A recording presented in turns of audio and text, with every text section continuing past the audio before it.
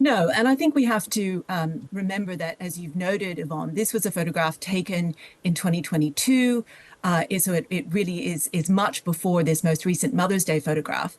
You use the term doctored, but of course another word might be edited. And I guess the question here, of course, is whether there is something wrong with the kind of editing that the Princess of Wales has done to these photographs, or do we expect more from a member of the royal family?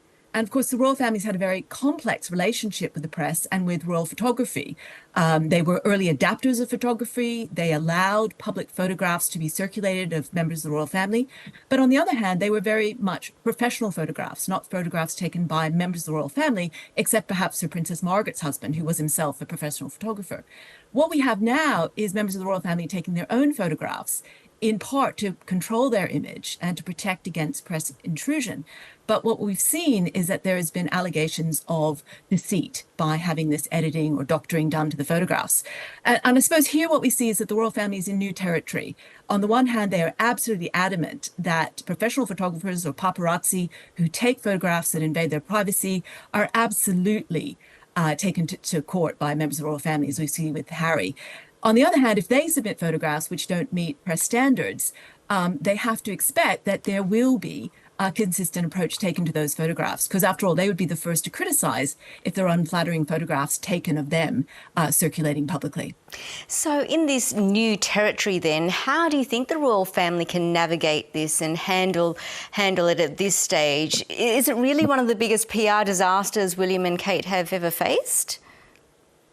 I don't know if it's the biggest disaster they've faced, but I would say that the way it's been handled so far does not bode well. We know that they have a relatively new team of advisors, and my understanding is that perhaps those advisors aren't quite up to speed.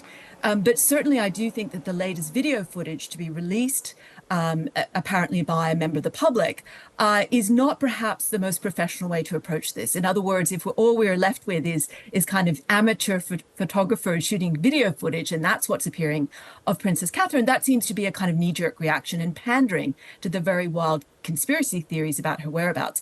I think they need a much more professional approach, and frankly, I think they probably do need to go back to hiring professional photographers. After all, those professional photographers would then bear the blame for any, incorrect editing procedures that they undertake. Well, until then, the princess was admitted to hospital. It appeared she could do no wrong in the public's eye, but that seems to have turned quite quickly. Do you think this is something that'll just be temporary and disappear when Catherine finally returns to the public eye, or do you think this whole incident will have a lasting impact? Look, I think it's not clear, Yvonne, because we need to see how the palace handles this.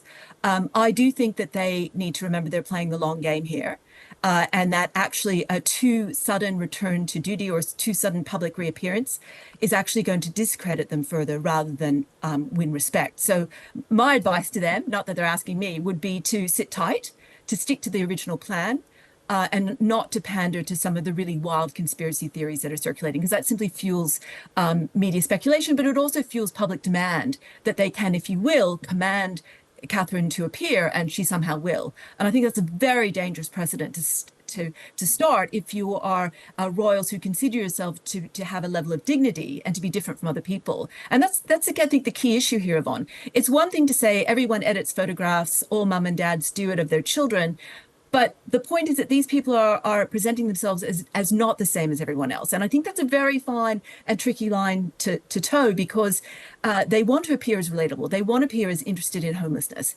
But at the same time, they want people to understand that they are, or their children are, heirs to the throne of Britain, and that they are different from other people. And it's very tricky to do that. And I think taking your own photographs is probably not the best way to do that.